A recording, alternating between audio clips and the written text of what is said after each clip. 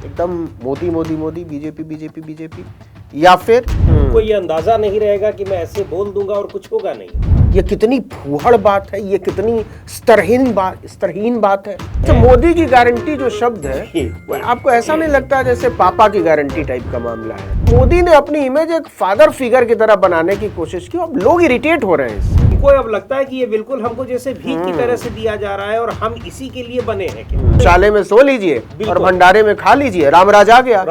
मुझे कोई हैरानी नहीं होगी अगर उपेंद्र कुशवाहा अपना चुनाव हार जाए। देंगे ही। राजस्थान में राजपूतों के विरोध का क्या असर होगा कि अगर 220, 225 या 250 तक पर भी अटक गई भाजपा, तो नरेंद्र मोदी प्रधानमंत्री बनेंगे?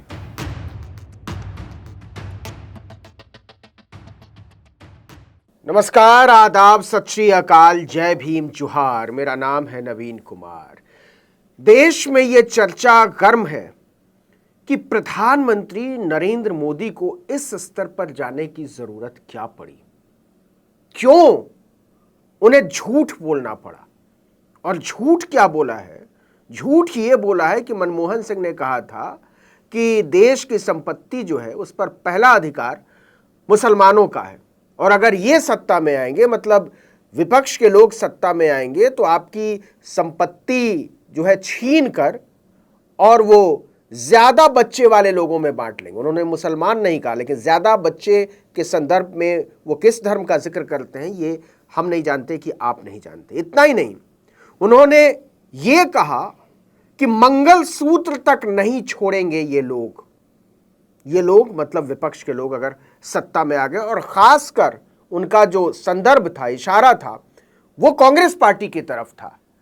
तो ये इसकी चौतरफा आलोचना हो रही है कि ये एक प्रधानमंत्री का स्तर नहीं हो सकता है, ये उस पद की गरिमा के खिलाफ है, ये भारत के संवैधानिक ढांचे के खिलाफ है, यहां तक कि लोकतांत्रिक ढांचे के खिलाफ है, और सामाजिक चेतना के तो खिलाफ जो है सो है ही। अब इसके बाद सवाल है कि नरेंद्र मोदी को ये बोलने की और इतने विस्तार में जाने की, इसको इतना इलेबोरेट करके बताने की जरूरत क्या पड़ी? क्या भारतीय जनता पार्टी कहीं फंस गई है? क्या उसका नैरेटिव जो राम मंदिर के बाद बनता हुआ नजर आ रहा था वो कहीं डगमगाता नजर आ रहा है? धारा 370, ट्रिपल तलाक, CA, NRC, uniform civil code, क्या ये सब कुछ काम करता हुआ नजर नहीं आ रहा है? और अगर काम कर रहा है तो क्या उसमें खुद प्रधानमंत्री नरेंद्र मोदी का यकीन डगमगा गया है? बहुत सारी बातें हैं उत्तर प्रदेश, राजस्थान और खासकर बिहार, मध्य प्रदेश के चुनावी संदर्भ में। तो हमारे साथ इन सभी मुद्दों पर बातचीत करने के लिए समीरात्मज मिश्र हैं। आप सब वाकिफ हैं समीरात्मज मिश्र से। समीर जी द ग्राउंड रिपोर्ट नाम का जो है एक प्लेटफॉर्म चलाते हैं, यूट्यूब, फेसबुक पर मौजूद हैं, आप उसको फॉलो कर लीजिए। बीबीसी के संवाददाता रहे हैं, डॉयचे वेले के कंट्रीब्यूटर हैं, बहुत सारी जगहों पर लिखते पढ़ते रहते हैं। तो समीर जी, बहुत बहुत स्वागत है आपका। धन्यवाद। पहले तो आपने सुना प्रधानमंत्री का बयान?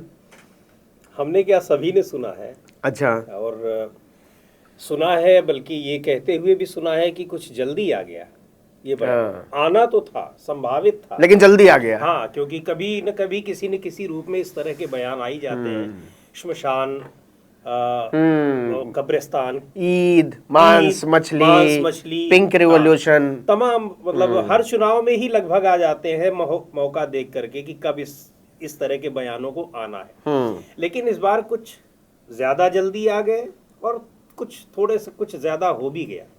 ज्यादा हो गया। हाँ, मतलब यही जो आपने अभी अपने इंट्रो में कहा, ये सारी चीजें हैं कि संविधान इजाजत नहीं देता है, और इस तरह के बयानों को लेकर के तो सीधे अच्छा, समीर चुनाव आयोग जी, क्या नरेंद्र मोदी को बिल्कुल ही अंदाजा नहीं रहा होगा कि इसका क्या मतलब है? ये कितनी खराब बात है, ये कितनी फूहड़ बात है, ये कितनी स्तरहीन बात है, या वो धुप्पल में बोलते चले गए? नहीं, बिल्कुल मुझे ये लग रहा है कि अंदाजा बिल्कुल रहा होगा। 20 साल से लगातार जो व्यक्ति या तो मुख्यमंत्री या प्रधानमंत्री है, और एक लंबा उनका अपना राजनीतिक जीवन है, उनको ये अंदाजा नहीं रहेगा कि मैं ऐसे बोल दूंगा और कुछ होगा नहीं। लेकिन ये उनका ओवर कॉन्फिडेंस है। उनको ये पता है कि मैं जो भी बोलूंगा उसका बचाव करने के लिए एक बहुत बड़ा तंत्र हमारे पास मौजूद है।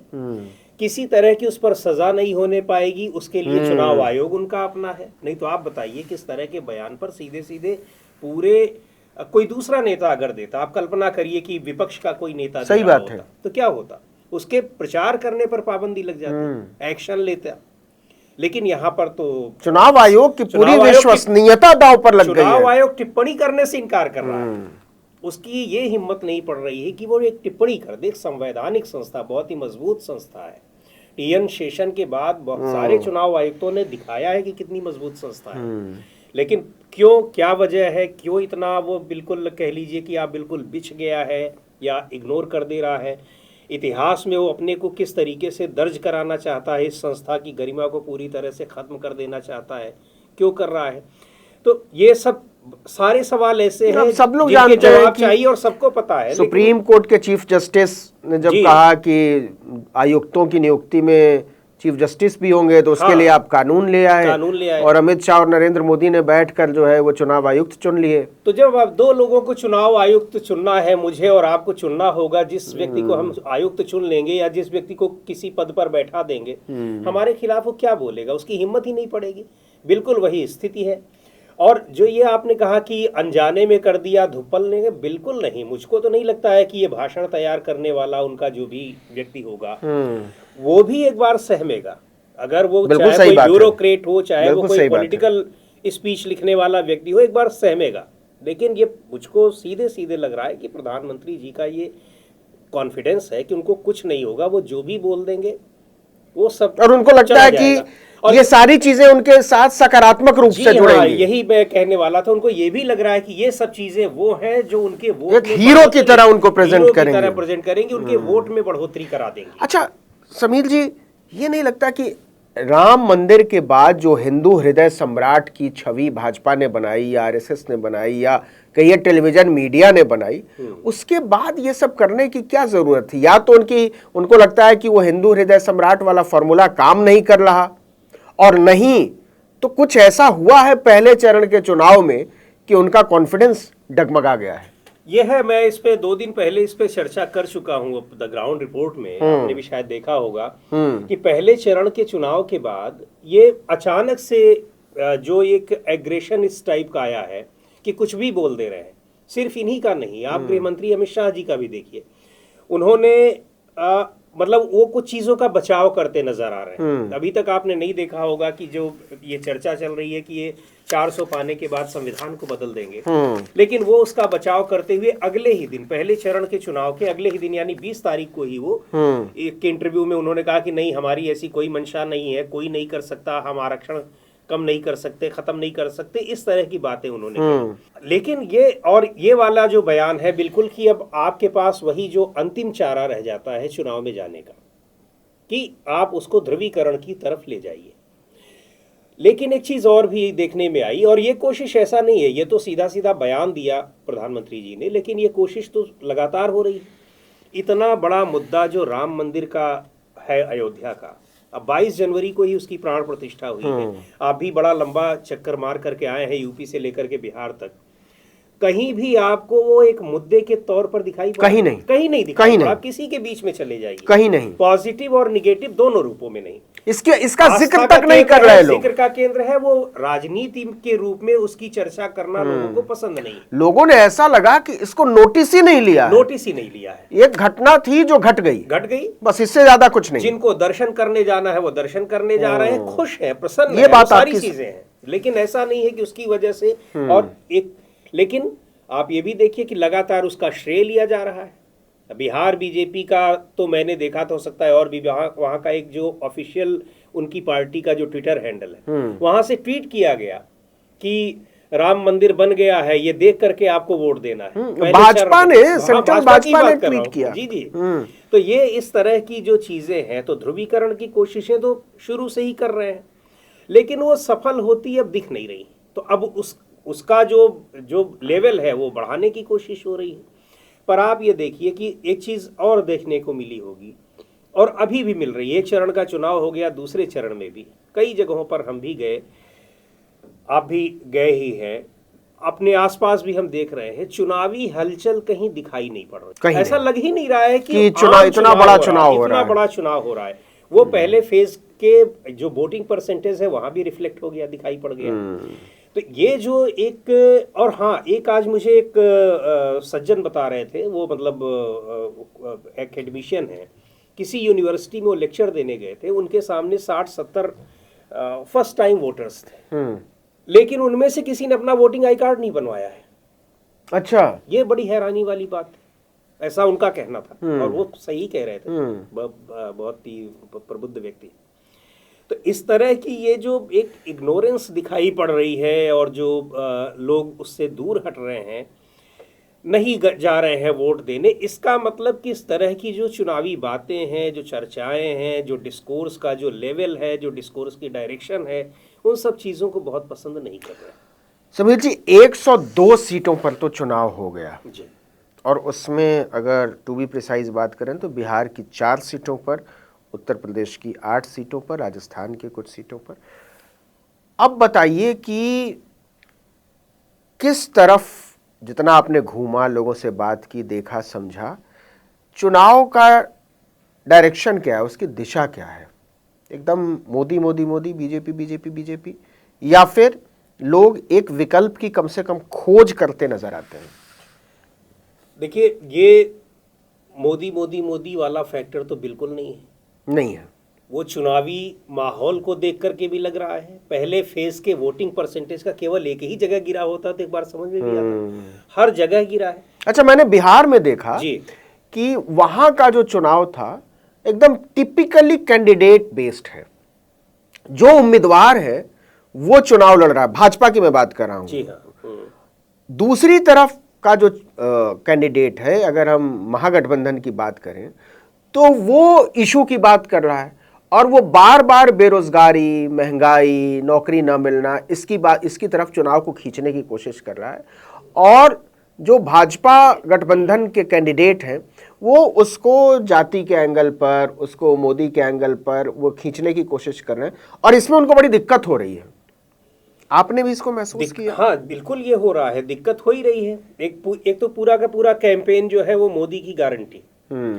अब वो गारंटी आपको लग रहा है कि उसका बड़ा पॉजिटिव इम्पैक्ट है लोगों के बीच में, लेकिन एक बहुत बड़ा वर्ग है। अच्छा, मोदी की गारंटी जो शब्द है वो आपको ऐसा नहीं लगता जैसे पापा की गारंटी टाइप का मामला है, कि जैसे पापा कहते थे कि नहीं, अगर इम्तिहान में तुम्हारा 60% से ज्यादा नंबर आएगा तो तुमको ये चीज देंगे, तो पक्का दोगे? अरे पक्का देंगे। अब मैंने कह दिया तो क्या नहीं दूंगा। हाँ। तो मोदी ने अपनी इमेज एक फादर फिगर की तरह बनाने की कोशिश की, अब लोग इरिटेट हो रहे हैं इससे। बिल्कुल वही चीज मैं कह रहा था कि ये जो एक तो आपने एक तरफा अपना पूरा कि जो कुछ भी है आप है, ठीक है। अच्छा, अब ये है कि लोग ये कह रहे हैं कि भाई ठीक है, आप है तो आप अपना बताइए कि 10 साल में आपने क्या दिया है। 2-4 चीजों को आप गिना रहे हैं, घर, शौचालय, वो भी बहुत सारे लोग मिलते हैं जिनको नहीं मिला हुआ है। मिला है, बड़ी संख्या में लोगों को मिला है, इसमें कोई दो राय नहीं है, लेकिन बहुत हैं जिनको नहीं मिला है। तो चलिए ठीक है, उसके अलावा आपने और क्या किया है? अब लोग जो एक पीढ़ी पूरी की पूरी यही चीज़ों को देखते हुए सुनते हुए आगे चली गई, उस पीढ़ी का करियर अब खत्म हो गया है। भाई 10 साल पहले जो फर्स्ट टाइम वोटर रहा होगा, बहुत सारी नौकरियों के लिए ओवर एज हो गया। हालांकि अभी आयोग की बहुत सारी नौकरियां उसके लिए बची होंगी, परीक्षाएं नहीं हो रही हैं, वैकेंसी नहीं आ रही, तो उसको तो अब ये भी लगता है ना कि अग्निवीर आ गया। हाँ, जो वैकेंसीज हैं भी आप उनको पार्ट टाइम बना रहे हैं। अच्छा, मैंने बिहार में देखा कि बड़ा क्लियर कट डिवीजन था, मतलब जाति के आधार पर महागठबंधन और भाजपा की तरफ। लेकिन जो भाजपा का भी जो यूथ वोटर है, मतलब जिसके पिताजी ने वोट किया होगा भाजपा को, और जो बचपन से भाजपा सुनता आ रहा है और उसके जहन में नरेंद्र मोदी हैं, वो भी कहता है कि देखिए नौकरी तो चाहिए, और पक्की नौकरी चाहिए। इसके बिना तो हमको ना मंदिर चाहिए, ना हमको मंदिर का घंटा चाहिए, ना हमको कोई नारा चाहिए। तो और ये ग्राउंड की बात मैं बता रहा हूं कि भाजपा का अपना वोटर, जिसको आप कह रहे हैं कि यूथ उत्साहित नहीं है, तो यूथ को ये लग रहा है कि 10 साल से हमको कुछ मिला नहीं है। 10 साल पहले भी वही मुद्दे थे और 10 साल बाद आपको उपलब्धियां गिनाने के लिए आपके पास कुछ नहीं है। आपके पास अभी वही चीजें हैं कि उन्होंने क्या किया था। मुसलमानों का डर है, हिंदुत्व खतरे में है, हिंदू खतरे में है। तो ये सारी चीजें सुनते सुनते चूंकि एक पूरा जनरेशन गैप अप हो गया है। जो फर्स्ट टाइम वोटर था वो उसकी उम्र जो है 28-30 साल हो रही है, उसको अब नहीं चाहिए, क्योंकि अब वो देख रहा है कि अब आगे हमारे पास बाकी का जीवन क्या 5 किलो राशन पे ही कटेगा। तो ये सारी चीजें जो हैं, और आपको लग रहा है या बीजेपी को लग रहा होगा कि 5 किलो राशन बहुत इम्पैक्टफुल है, लेकिन अब उसकी चर्चा हो रही है। ठीक है, जो गरीब हैं, जिनको चाहिए, जिनको जरूरत है, उनके लिए वो अच्छा नहीं, लेकिन अब उनको भी लगता है कि इससे ज्यादा कुछ चाहिए। उनको अब लगता है कि ये बिल्कुल हमको जैसे भीख की तरह से दिया जा रहा है और हम इसी के लिए बने हैं क्या कि आप 5 साल फिर बढ़ा देंगे, उसके बाद 5 साल फिर बढ़ा देंगे, तो एक जनरेशन जो और होगी वो भी उसी 5 किलो राशन पे ही जिंदा रहने को अभिशप्त होगी। तो मतलब धर्मशाले और भंडारे की व्यवस्था है। धर्मशाले में सो लीजिए और भंडारे में खा लीजिए। रामराज आ गया, खाने को मिल गया, रहने को मिल गया, बाकी पूरा वेल्थ का जो है वो सेंट्रलाइजेशन हो गया है 2-4 लोगों के पास। तो इन सब चीजों को, ऐसा नहीं कि इन मुद्दों पे चर्चा नहीं, आप सही कह रहे हैं कि बीजेपी को तो कैंडिडेट और प्राइम मिनिस्टर का फेस, लेकिन जो दूसरी तरफ है उनके सामने बहुत सारे मुद्दे, और बीजेपी के लोगों को भी इस तरह के मुद्दों से जूझना पड़ रहा है। ऐसा नहीं है, कैंडिडेट्स को आप देख लीजिए, रैलियों से ना अनुमान लगाएं कि रैली में इतने आ गए और रैली में इन्होंने ये कह दिया। वो कैंडिडेट जब जा रहे हैं डोर टू डोर कैंपेन करने, तो आप वीडियोस किस तरह के वायरल हो रहे हैं। आयरनी देखिए कि अभी 2 दिन पहले गौतम बुद्ध नगर के उम्मीदवार, 10 साल से सांसद, पूर्व मंत्री, मुसलमानों के इलाके में सिकंदराबाद में जाकर माफी मांगते हैं कि गलती हो गई, हम तो दीवार गिराने आए हैं। और अगले दिन नरेंद्र मोदी कहते हैं कि तुम्हारा सब लूट के जो है ये जाकर मुसलमानों में बांट देंगे। ये दीवार गिराने, इधर कैराना का चुनाव, मेरठ का चुनाव, सहारनपुर का चुनाव, उधर बिहार में औरंगाबाद का चुनाव, काराकाट का चुनाव, नवादा का चुनाव, इन सब जगहों में अगर आप गौर करें तो कास्ट इक्वेशन के मामले में भी जो भाजपा ने पिछली दफा बनाया था कास्ट इक्वेशन कि नॉन यादव ओबीसी और नॉन जाटव दलित और साथ में सवर्ण, ये जो इक्वेशन उसका था और जो अजेय रहा 10 साल तक, वो ब्रेक होता हुआ नजर आ रहा है, वो टूटता हुआ नजर आ रहा है। जो बिहार में महसूस किया मैंने कि देखिए कि उपेंद्र कुशवाहा, बड़े कुशवाहा नेता, इसके बावजूद आपने सम्राट चौधरी को एक कुशवाहा चेहरे के तौर पर प्रोजेक्ट किया, लेकिन ये दोनों मिलकर भी कुशवाहा को कम से कम गोल बंद पूरे तरीके से तो नहीं कर पाए। मुझे कोई हैरानी नहीं होगी अगर उपेंद्र कुशवाहा अपना चुनाव हार जाए। तो ये कास्ट इक्वेशन, राजपूतों का जो विरोध देख रहे हैं, जाटों का जो विरोध देख रहे हैं, बावजूद जयंत चौधरी को अपने साथ छोड़ने के, जो पिछली बार इनके साथ थे, तो वो नरेंद्र मोदी के तिलिस्म के आगे जो कास्ट इक्वेशन इंटैक्ट रहता था, वो दरका है क्या? दरका है नहीं। पिछले चुनाव से आप देखेंगे तो लगातार वो दरक रहा है। और एक चीज और, ये जो जुड़ा हुआ था, इंटैक्ट हुआ भी था, और बीजेपी की जो सीटें आई, वोट परसेंटेज बढ़े, उनका बहुत बड़ा कारण भी यही था कि ये इनके साथ आया। जब इनके साथ अलग हो गया तो वोट परसेंटेज घट गए। आप 2014 से 2019 की अगर हम उत्तर प्रदेश की बात करें तो आप सीटों को देख लीजिए कि जहां सपा बसपा जुड़ गए वहां आप घट गए। उसी तरीके से जब आप 2017 से विधानसभा चुनाव की यूपी में बात करेंगे, 22 पे आ जाएंगे, तो आप देखेंगे कि सीटें कहां से कहां चली गई। तो इनका जो एक नरेंद्र मोदी का अपना चेहरा तो अपनी जगह है, वो बात सही है, लेकिन जो सबसे ज़्यादा वोट दिलाने में कारगर हुए थे वो इनकी ये स्ट्रेटजी हुई थी कि जो छोटी छोटी जातियों पर आधारित जो पार्टियां दल हैं उनको अपने साथ समेट लीजिए। उनमें से कोई ज़रा सा छिटका, कोई एक कम्युनिटी नाराज़ हुई, किसी एक कम्युनिटी का वोट दूसरे पे पड़ गया तो आप कम हो गए। इस बार वो चीज़ें बहुत व्यापक पैमाने पे, राजपूतों का विरोध पिछले 10 साल में भाजपा के खिलाफ इतना कभी नहीं सुनने में आया था कि वो पंचायत कर रहे हो, बड़ी पंचायत कर रहे हो, और सीधे वेस्टर्न यूपी में 24 गांवों की पंचायत बैठी, सहारनपुर में 3-4 जगह हुई, और वहां बाकायदा ये अपील की जा रही हो कि हम बीजेपी को वोट नहीं करेंगे। हालांकि ये जब फर्स्ट फेज के इलेक्शन से ये पता चला कि बहुतों ने बीजेपी के अगेंस्ट वोट किया, और जो नहीं जिनको करना था, मतलब जो बीजेपी को ही करना चाह रहे थे, वो नहीं निकले, वो निकले ही नहीं, वो चुनाव में निकले ही नहीं। हाँ, वोट ही नहीं दिया उन्होंने। मतलब कि ठीक है, वो दूसरों को नहीं दे सकते थे, लेकिन बीजेपी को देने के लिए वो नहीं निकले। तो ये नाराजगी बहुत बड़ी नाराजगी, त्यागी भी एक बहुत बड़ा फैक्टर है। कम्युनिटी है जिन्होंने भी नहीं दिया, जिसको बिहार में भूमिहार कहते हैं। जी हाँ, तो त्यागी भी भाजपा से बहुत नाराज हैं, छोटे कारोबारी बहुत नाराज हैं, अक्रॉस कास्ट और पार्टी लाइन। जी हाँ, उनको लगता है कि हमको कुछ मिला नहीं है, बिल्कुल परेशान किया गया है। और उसी पर जब 10 साल पुराने वाले मुद्दे जब उठाने लगते हैं तो ये सब लोगों को फिर इरिटेट भी करती है। अब वो इरिटेशन लोग हम लोगों से आपस में बातचीत में ही दिखाएंगे, मीडिया के सामने दिखाएंगे, वोटों में दिखाएंगे। तो वोटों में या तो अगेंस्ट में वो देंगे वोट, और या तो फिर देंगे ही। राजस्थान में राजपूतों के विरोध का क्या असर होगा? राजस्थान में भी यही है, राजपूतों का जो विरोध है बहुत असर होगा। राजस्थान और गुजरात दोनों ही राज्यों में राजपूतों का बहुत असर है। और ये चूंकि गुजरात वाला मामला जो है, यहाँ पर तो पुरुषोत्तम रूपाला वाला यहाँ पर तो फैक्टर ये है कि टिकट काटे गए, कई लोगों को इग्नोर किया गया, ये सारी चीजें। वहां तो सीधे अस्मिता से जुड़ा हुआ है, जातीय अस्मिता से जुड़ा है, और राजस्थान भी पूरा वही बेल्ट है। तो राजस्थान और गुजरात में ये इस तरह का नुकसान जो है वो व्यापक पैमाने पर, और अभी भी नाराजगी दूर नहीं हुई।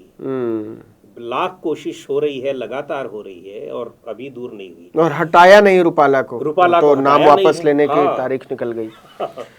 तो इसका एक चीज नवीन जी और मैं जिक्र करूंगा। अभी जब फर्स्ट फेज के इलेक्शन हुए और उसमें कुछ एक सीटों पर इलेक्शन के बाद हमने जानने की कोशिश की, और एक दो जगहों पर जहां लग रहा था कि शायद माइनॉरिटी वोट बटा होगा। हाँ, और वहां के लोकल रिपोर्टर्स भी ये पहले ये जैसे कैराना, नगीना, रामपुर, वहां जब हमने पता किया, स्पेशली रामपुर की बात मैं कर रहा हूँ, रामपुर में मुझे लग रहा था कि आजम खान की नाराजगी और ये सारी चीजें जो है ये फैक्टर डालेगा। और जो एक कैंडिडेट भी था, मुस्लिम कैंडिडेट और बहुत प्रबुद्ध व्यक्ति हैं, डॉक्टर एसटी हसन, उनको हटा करके और बाहर की कैंडिडेट को लाया गया। तो ये सारी, लेकिन जब रामपुर में इलेक्शन के बाद हमने बात की तो लोगों, तो वहाँ के जो बहुत सारे लोग थे, रिपोर्टर्स हैं, कई लोगों से मैंने बात की जो रिपोर्टर नहीं भी हैं, आम लोग हैं, उनका ये कहना था कि माइनॉरिटी का वोट और जो बीजेपी को का फेवर करने वाला नहीं, जो बीजेपी को नहीं चाहता है, इकट्ठा होकर के बहुत ही कंसंट्रेटेड तरीके से वो कांग्रेस ये समाजवादी पार्टी को गया है। अच्छा, हमने पूछा इसका कारण क्या है? बोले कि कोई कारण नहीं है, समाजवादी पार्टी को लेकर के यहाँ पे कोई ऐसी बात नहीं थी।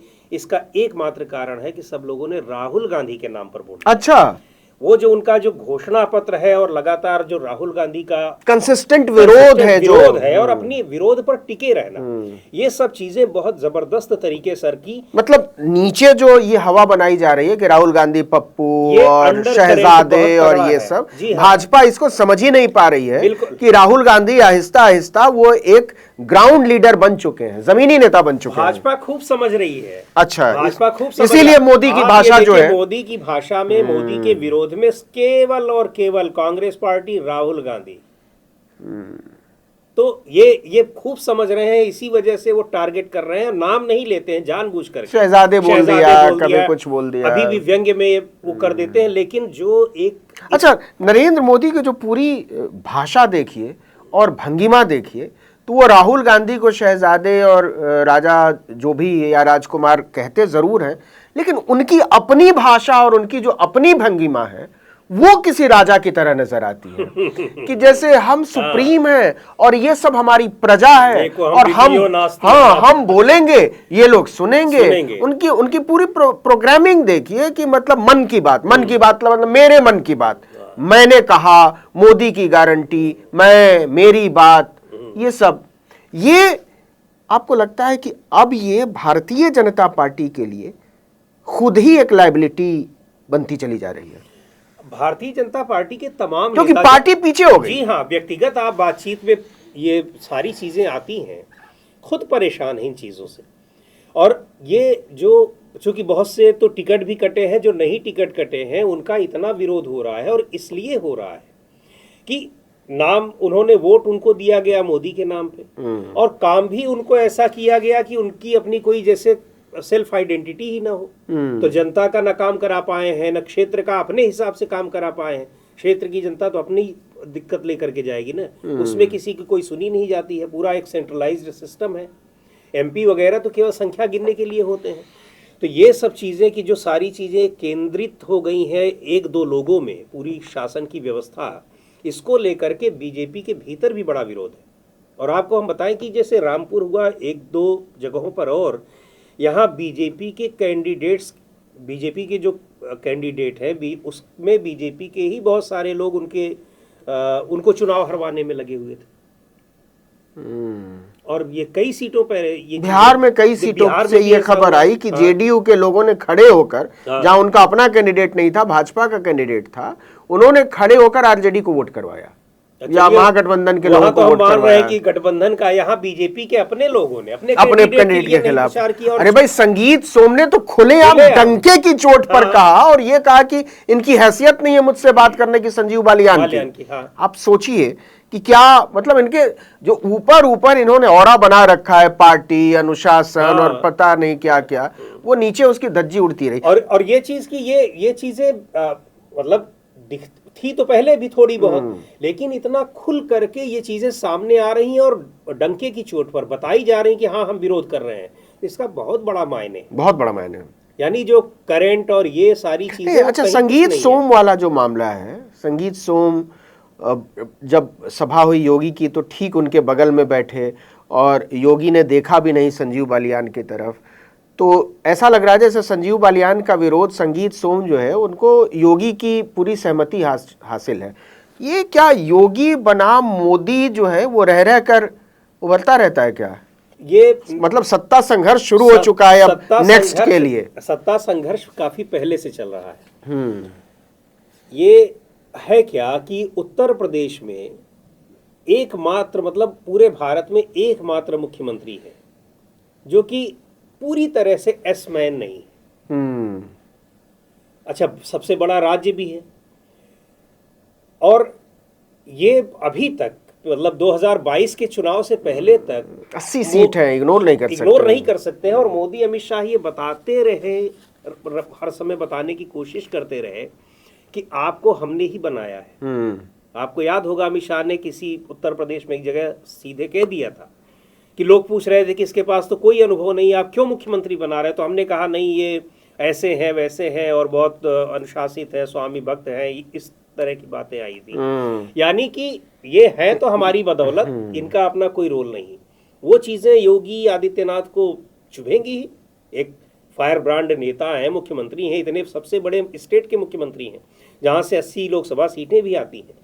लेकिन 2022 के बाद आप देखते होंगे कि कभी ऐसा कोई बयान नहीं आया, नरेंद्र मोदी की कोई ऐसी तस्वीर नहीं आई। और योगी का रुख जो रहता है वो हमेशा जो है एक फ्रंट पे ही रहता है, दूसरे मुख्यमंत्रियों की तरह से नहीं रहता है। अभी ये चीजें ये हो रही थी कि बहुत तेजी से ये चर्चा चली जब राजपूतों का विरोध चल रहा है, और ये कि चुनाव के बाद योगी को हटा दिया जाएगा, बहुमत आने के बाद। ये चीज 2022 के इलेक्शन से पहले भी चल रही थी कि शायद पहले ही हटा दिया जाए, कई मुख्यमंत्री हटाए भी। वहां तो केशव प्रसाद मौर्य के बारे में कहा जा रहा था कि वो अगले मुख्यमंत्री होंगे। लेकिन ये भी कहा जाता है कि योगी ने चुनाव ही हरवा दिया।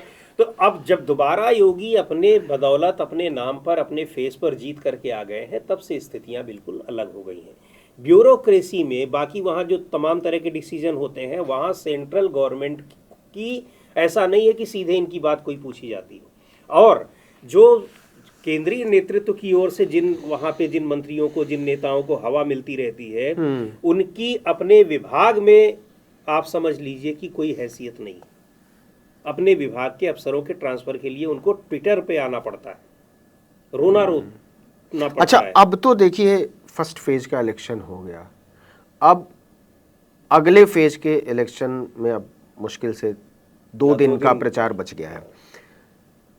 किधर नरेंद्र मोदी के भाषण के बाद हिंदू मुस्लिम का जो उन्होंने नैरेटिव चलाने की कोशिश की है, और जिसको शर्मनाक ही कहा जाएगा, फूहड़ ही कहा जाएगा, पूरी दुनिया कह रही है, ये बैकफायर करेगा या कुछ फ़ायदा पहुंचाएगा? नहीं, मुझको लगता है कि ये चीज़ें फ़ायदा नहीं पहुंचा रही। जो मैंने अभी देखा है, पहले फेज़ में देखा है, इस तरह की चीज़ों को बहुत से लोग अब नहीं पसंद कर रहे हैं। हाँ, लेकिन एक ऐसा भी नहीं कि नहीं होगा, एक बड़ा तबका अभी भी है नहीं, जो वो तो पहले से भाजपा पहले से के ही साथ है। तो वो एक्स्ट्रा एफर्ट नहीं डाल पाएगा कि कुछ बढ़ा देगा। लेकिन जो एक तबका जो जुड़ा था 2014 के बाद, जो एज बीजेपी पर था, हाँ, मतलब इधर और उधर दोनों के बीच उसके लिए कोई चले बहुत जाता तो अंतर उसके नहीं पास था। कोई विचारधारा फ्लोटिंग वोट जिसको कहते फ्लोटिंग हैं। वोट जिसके पास छिपके रहने की वो नहीं थी, वो इन सब चीजों से बुरी तरीके से इरिटेट हो रहा है और उसको कतई ये चीजें पसंद और नहीं। सहयोगी दलों के लिए कितनी मुश्किल खड़ी हो गई है। उनके चिराग के हाँ, लिए, चिराग, उपेंद्र कुशवाहा के लिए, जीतन राम मांझी के लिए,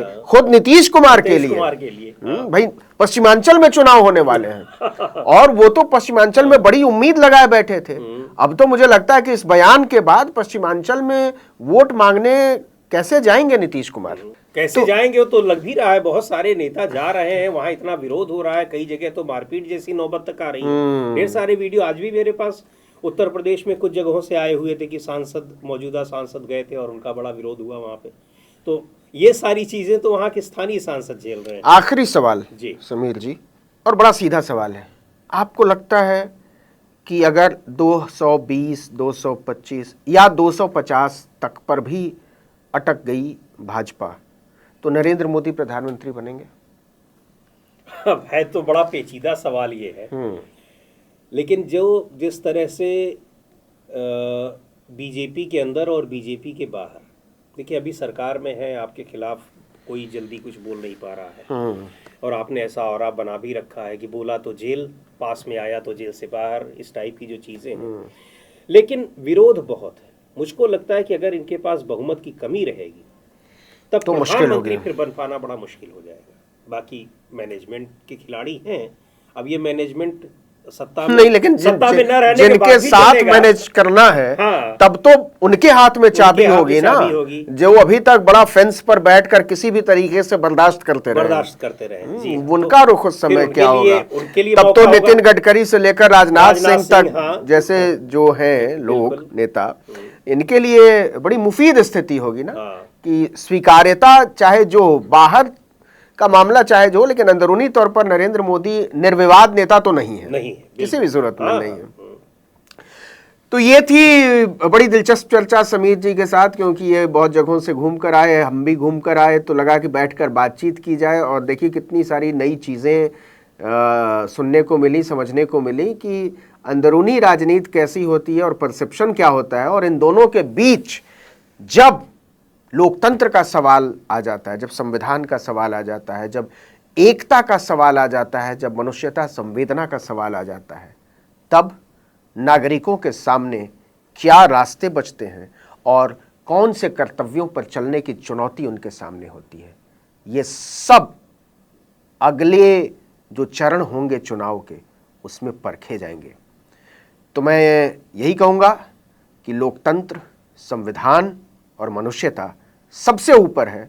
सरकारें आती जाती रहती हैं, नेता आते जाते रहते हैं, ये लोकतंत्र बचना चाहिए, संविधान बचना चाहिए, उसकी आत्मा बचनी चाहिए, उसके बाद सब कुछ बचा रह जाएगा। समीर आत्मज मिश्र जी, बहुत बहुत शुक्रिया आर्टिकल 19 आने के लिए, हमसे बातचीत करने के लिए और इतनी अच्छी अच्छी बातें बताने के लिए।